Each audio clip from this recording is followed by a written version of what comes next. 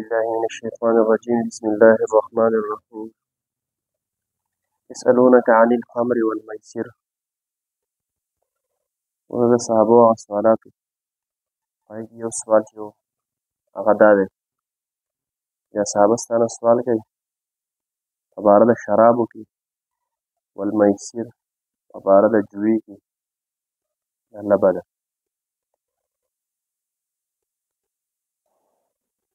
ورا ابتدائي كلا نبي عليه السلام مديني منورة هجرة فكو نو دا جاهلان سرسمونو فهيك يو رسم داو إلى شراب أو دا جوا دا لبا دا جو دا عامو نقول په هر زمانه کې په هر قوم کې داسې سلیم الفطرت عقلمن خلک دي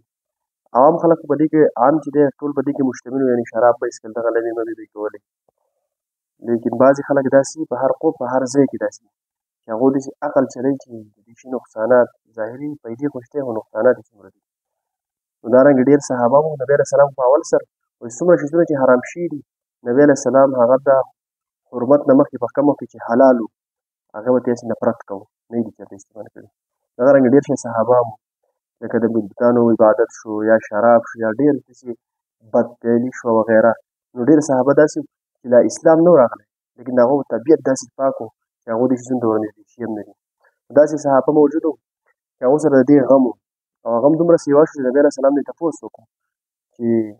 د خمرو او د شرابو او د جوی په باره کې حکم د الله پاک څه دی. نو الله پاک د دې د حرمت ته حکم چې دی دا په 3 مرحلو کې راغلی، 3-4 مرحلو کې راغلی دی. نو دا ابتدایي دغه و چې صحابه په دې کې عمر رضی الله عنه سرپرست و، نور ډېر څه معاذ بن جبل رضی الله عنه، نور د انصارو څه صحابه وو، ډېر شي صحابو نبي علیه السلام پسې راغلل او تپوس یې وکړو په باره د شرابو او د دې دغه کې.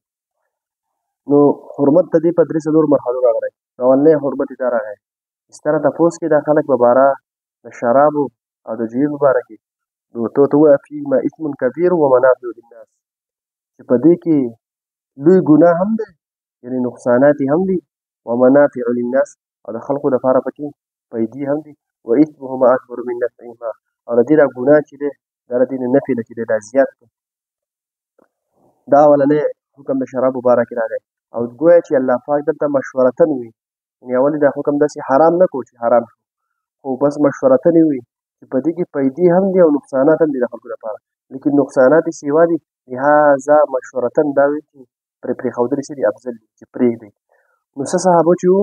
هغو خو د ابتدا نه دا نه استعمالول، څه صحابه په دې موقع باندې چې کله دا اولنی آیت پکې نازل شو چې په دې کې پیدې هم دي او نقصانات هم دي، نو لهذا مشوره دا مشورتن به الله پاک ورکوي، اجازت پکې بیا مو نو څه صحابه وي چې دې نقصانات دي هغو پرېښودل. بیا په دوباره باندې یو صحابي عبدالرحمن بن عوف رضی الله عنه هغه دعوت کړو خپلو ملګرو له روټۍ دعوت یې کړو، چې کله روټۍ وخوړه شوه نو حسب عادت کوم چې عادت و د هغو نو شراب راویښکلی شول، چې کله دې شراب مراب وڅښل نو په دې کې د مانځه وخت راغی، یو صحابي چې دی هغه مخکې کړو مانځه ته، نو هغه د قل یا ایها الکافرون صورت چې دی دا ګډوډ وي. نو دویم آیت په دغه واقعه کې نازل شو چې یا ایها الذین آمنوا لا تقربوا الصلاة وانتم سکارى، چې تاسو مانځه ته په هغه وخت کې مه نږدې کېږئ چې تاسو څه په نشه کې یئ. ده خو په دغې حالت کې په نشه کې وو، بس روټۍ یې وخوړه په نشه کې وو، د مانځه ټایم راغی چې ودرېدل نو دا صورت ګډوډ شو. نو دویم حکم د شرابو باره کې راغی چې تاسو د مانځه په حالت کې مه استعمالوه. اول خو چې دی مطلق چې دی بس پیدې او نقصانات یې بیان کړل، بس عمل چې دی ستاسو کولی. په دویم آیت کې د مانځه په حالت کې چې دی حرام شو چې د مانځه په حالت کې چې دی شراب مه استعمالوئ. څه صحابه په دې موقع باندې چې دی ډېر شي صحابو چې دی خپل په کور کې چې د هغې کوم لوښي موښي یا دغه هغه یې پرېښودل چې یو شی سړی د مانځه نه منې کوي، هغوی دا چې سړی د مانځه نه منې کوي نو په دې کې به څه پیل وي، نو هغوی څه صحابو په دې کې پرېښودل. لیکن بیا بعضې چونکې حرام شوی خو نه خو بعضې صرف د مانځه په اوقاتو کې به حرام شو او په باقي اوقاتو کې چې دی اجازت و نو بیا څه صحابه په دې کې بیا هم هغو به حسب عادت چې دی دا سکو. بیا دارنګې یو بل دعوت و یو صحابي کړی و چې په هغې کې د صحابه راغونډ شوي وو چې کله شراب روټۍ موټۍ وخوړه شو او شراب پیش کړی شول، کله چې شراب وڅښلی شول نو چونکې دا کله چې سړی نشه وکړي نو دی په دې مستۍ کې راشي په جوش کې راشي، داسې ډېر په موقع چې په دې کې بیا داسې اشعار غونډه شروع شي او دغه او بیا د عربو کې خو دا عادت و د شاعري ویل وغیره، نو صحابو چې د اشعار شروع کړل نو په دې کې سعد بن ابي وقاص رضی الله عنه څه اشعار وویل د دې شراب څښو نه بعد په هغې کې دا داسې اشعار یې ویل چې د خپل قوم پکې بهادري او اوچتوالی بیان کړو او د انصارو دې په مدینې منورې ته هجرت وکړو او د انصارو د قوم پکې مذمت بیان کړو یعنې د هغوی پکې کموالی بیان کړو نو په دغې کې یو انصار نوجوان صحابي چې و هغه پاڅېدو او د دې اوښ د جبړې یعنې د دې جامې هډوکی را واغېستو او د دې سعد بن ابي وقاص رضي الله عنه سر یې وو او د ده سر ډېر زیات زخمي شو نو سعد بن ابي وقاص رضي الله عنه نبي علیه السلام پسې راغی او دا خپل شکایت یې ورته وکړو چې ما داسې دې صحابي چې دی زه په دې هډوکي باندې ووهلم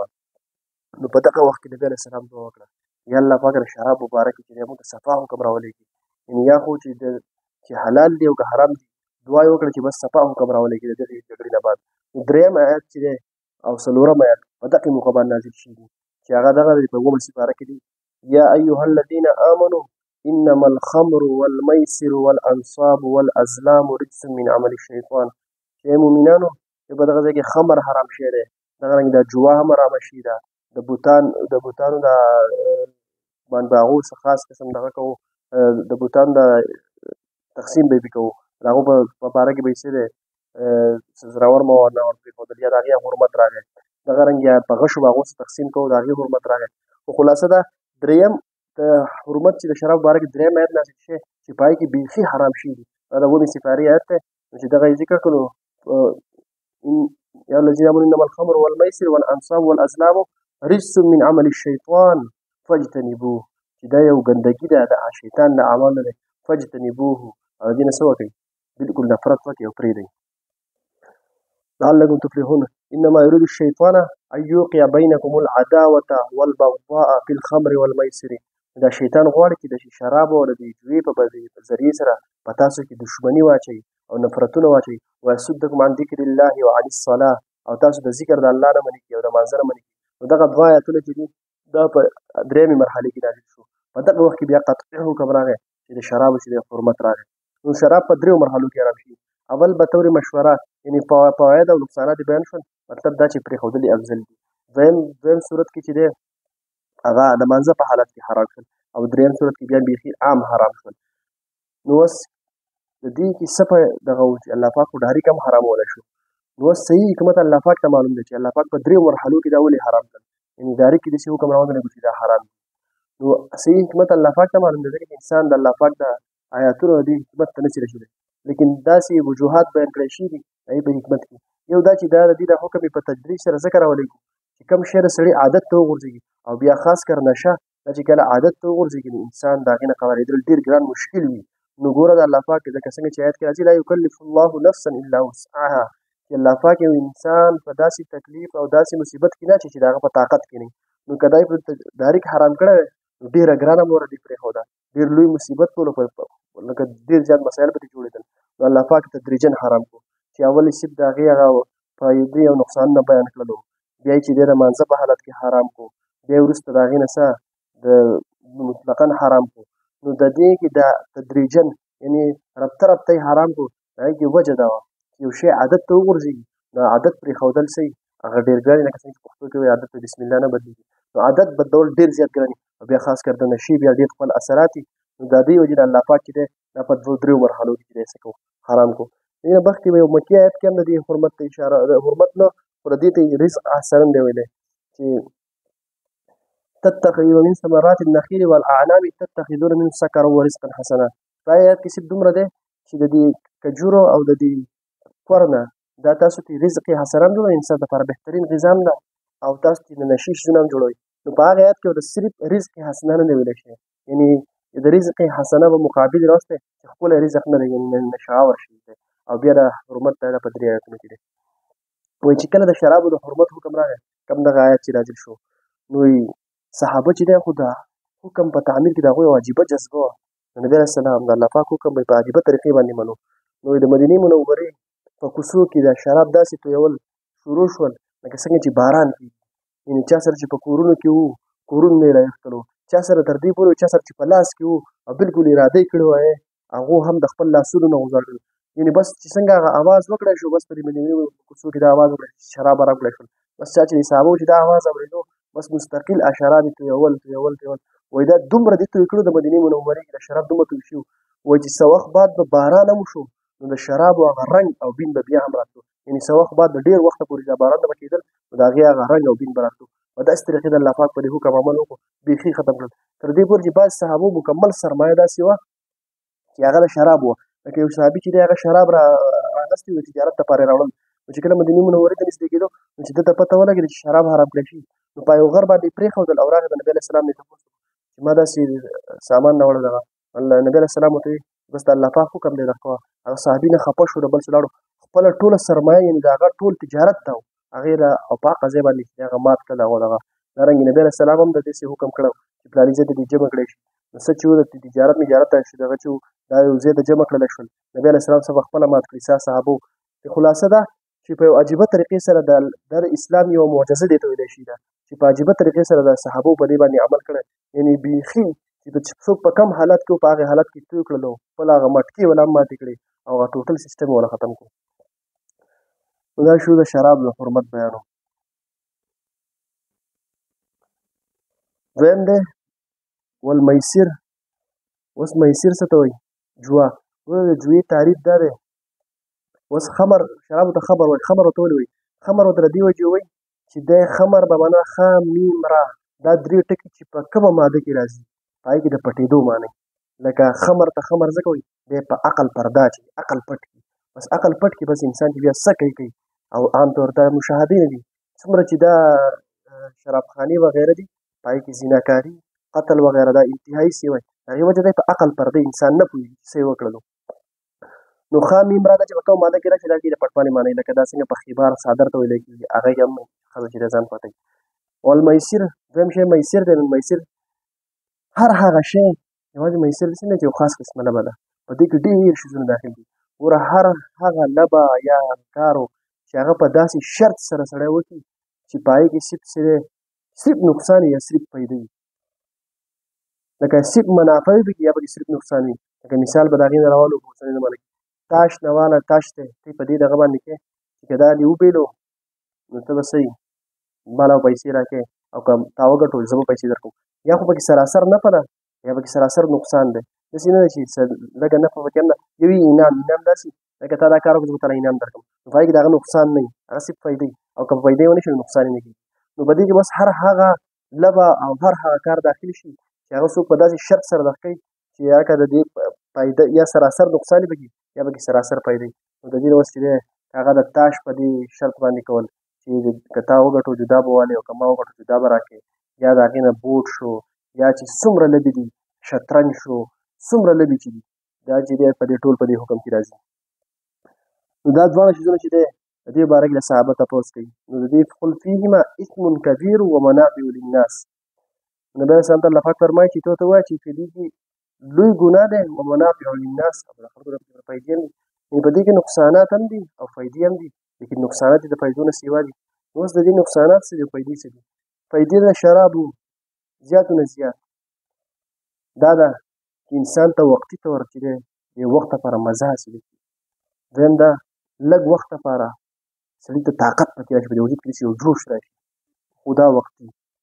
دریم دا د دې سره دا رنګ او دا بعضې کسان دا رنګ او دا دغه شي دا ورسره دغه شي سور بور غونته شي. نو دا دوه درې فایدې دنیوي داسې معمولي غونته فایدې او هغه صرف جسماني فایدې چې معمولي قوت وختي طور یا داسې مزه حاصلېدل، او نقصانات یې دومره سیوا دي. جسماني نقصانات یې دا دي چې وختي طور خو دا په وجود کې طاقت پیدا کوي، لیکن بیا د وخت سره دا د معدې سیسټم د ګردو سیسټم دا ټول سیسټمونه چې دی کمزوري کړي. یعنې کم کار چې مثال په طور د 40 کال کې انسان د یو شی کمزوری کېږي نو هغه د په 20 کالو کې کمزوری شي انسان ډېر زر زر بوډا کوي. نور دا خو جسماني نقصانات خو ډېر زیات سیوا دي. دغه رنګې د عقل چې دی عقلي نقصانات یې هم دي، عقل پټ کړي د دې وجې چې دی انسان چې دی هغه زیناکاري قتل او ګډې وډې څه یې وکړلو. دارنګې معاشرتي نقصانات یې هم دي په معاشره کې چې دی دا بدپیلیانې او قتل او دا بدې ردې او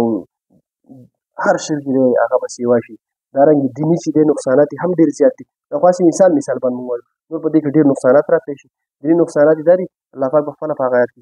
ذکر کړي چې کله ته سړی په دې شرابو کې سړی مشغوله وي نو هغه ته بیا کله د دغه لپاره په دې نشه کې نو دی څه کوي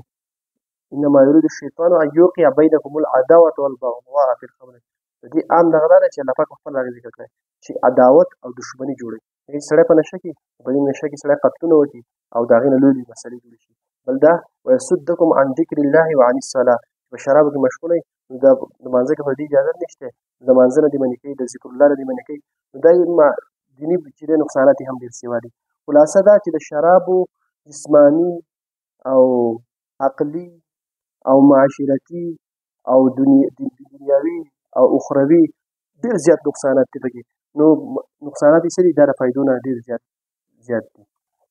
دغه رنګې جوا کوم دغه شطرنج مطرنج هغه دغه لبې ملوي چې کېږي د دې څه نقصانات دي؟ د دې هم ډېر نقصانات دي.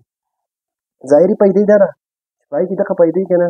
چې یو غریب سړی په یو وخت کې ډایرکټ مالداره کېدی شي، ځکه چې دا خو دې په غټو غټو سطحو باندې کېږي که نه. مثال په طور تا که دا ګاډی به ستا شي، که دا لبه دې وګټله دا ګاډی ستا، او که تا لبه دې وبېلله دا خپل ګاډی به ماله راکړي. نو یا په لکاو روپۍ په کروړاو روپۍ په منځ کې کېږي او په یوه لبه باندې وکړي او لکه دا که تا وګټله دا کروړ روپۍ ستا زما له طرفه، او که ما وګټله نو کروړ روپۍ به راکړې. نو یا خو یو ته نقصان پرېوځي یا بل ته. نو دا خو ظاهري پیدې بس دغه دومره ده چې کېدای شي یو سړی چې دی یو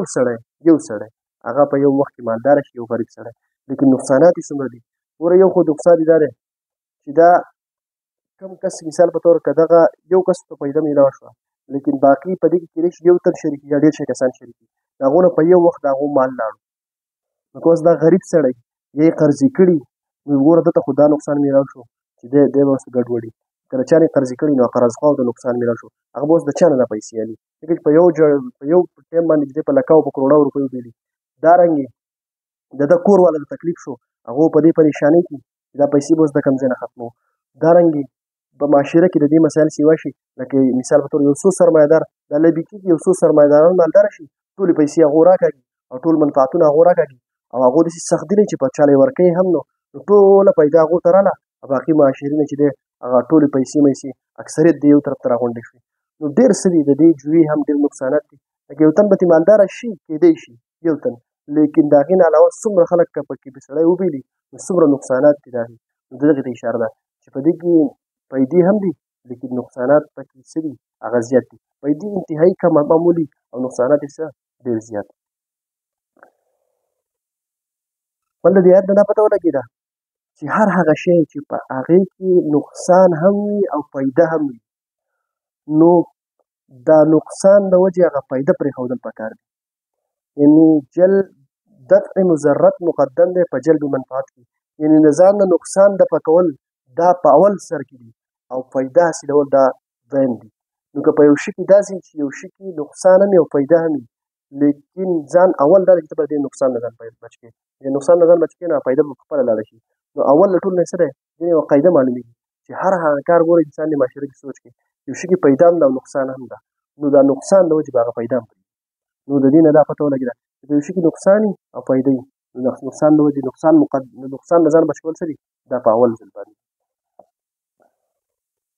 نو قل فیهما اثم کبیر و منافع للناس، چې په دې کې څه دی؟ یو لوی ګناه دی او پیدې پکې هم دي د خلکو نه. هغې لږ ډېر وضاحت وشو. و اثمهما اکبر من نفعهما، او دې ګناه او هغه نقصان چې دی دا د دې د پیدې نه زیات دی. د شرابو او په دغې جوا په دغې لبو چې کوم نقصانات دي دا د دې د پیدو نه څه دي؟ هغه ډېر زیات دي. ویسألونک ماذا ينفقون، دویم دې آیت کې الله پاک فرمایي چې دا صحابه ستا نه سوال کوي ماذا ينفقون. یو مخکې داسې آیت تېر شوی و چې په هغې کې هم هغو دا سوال کړی ماذا ينفقون، لیکن ما ویلي وو چې هلته د هغو د سوال منشه جدا وه. سوال منشه هلته دا وه چې څه شی خرج کړو او په چا یې خرج کړو، دلته وایي څومره خرج کړو. د دې سوال منشه سره ویسألونک ماذا ينفقون، صحابه ستا نه سوال کوي چې څومره خرج کړو. الله پاک فرمایي قل ورته ووایه نبي علیه السلام العفو، زیاده، یعنې چې کوم په ستاسو د زیادت ضرورت ده، کوم ستاسو په ضرورتو کې دي د هغې نه چې کوم سیوایي مال دی هغه صدقه کوي او په خیر و خیرات کې ورکوي. او مخکې الله پاک فرمایي کذلک یبین الله لکم، په دې کې څه وضاحت شوی چې زیادت نه څه مراد دی؟ د سړي د ضرورت داسې ضرورت چې کوم د هغې نه بغیر ګزاره نه کېږي او هغه په کور کې وي نو پکار ده چې اول هلته پوره کړي، یا ګزاره کېږي نو بیا د هغې نه علاوه پکار ده چې سړی په صدقې وغیره کوي. کذلک یبین الله لکم الآیات لعلکم تتفکرون، دارنګې بیانوي الله پاک تاسو ته آیاتونه لعلکم تتفکرون، د دې لپاره چې تاسو پکې غور فکر وکړئ، یعنې داسې پکې غور فکر وکړئ دنیا پیدا مخې ته کړي او د آخرت پیدا مخې ته کړي نو د هغې په اعتبار سره خرج کوئ څومره خرج کولی شئ یعنې چې د کوم شي د سړي څومره ضرورت وي د هغې بیا دومره په دغه کوي نو بس دا په دې کې د آخرت پیدو ته وګورئ دنیا پیدو ته وګورئ کم شی د باندې غالب وي نو آخرت ته یو زیات دغه نو ډېر خرج کوئ په دې کې اختیار ورکړی شي یو متعین دغه دی بس د ضرورت نه سیوا بیا ته څومره خرج کوې کم مال خرج کوې په دې کې اختیار الله پاک ورکړی تسمې راوړئ أعوذ بالله من الشيطان الرجيم بسم الله الرحمن الرحيم يسألونك تپوس دي کوي ستانه یا نبی علیہ السلام عن الخمر په باره د شرابو کې والمیسر په باره د جوی کې قل فیهما تو وایه نبی علیہ السلام فیهما په دې دواړو کې اسم کبیر لوی ګناه دی ومنافع للناس او څه پیدې دي د خلکو دپاره واثمهما او ګناه د دي اکبرو ډېر لوی دی من نفعهما د دې د پیدو نه ویسألونک او تپوس کوي ستا نه ماذا ينفقون څه شی خرج کړي قل ورته ووایه نبی علیه السلام العفو زیاتی شی کذلک دارنګې یبین الله بیانوي الله پاک لکم تاسو ته الآیات آیاتونه لعلکم تتفکرون د دې دپاره چې تاسو پکې غور فکر وکئ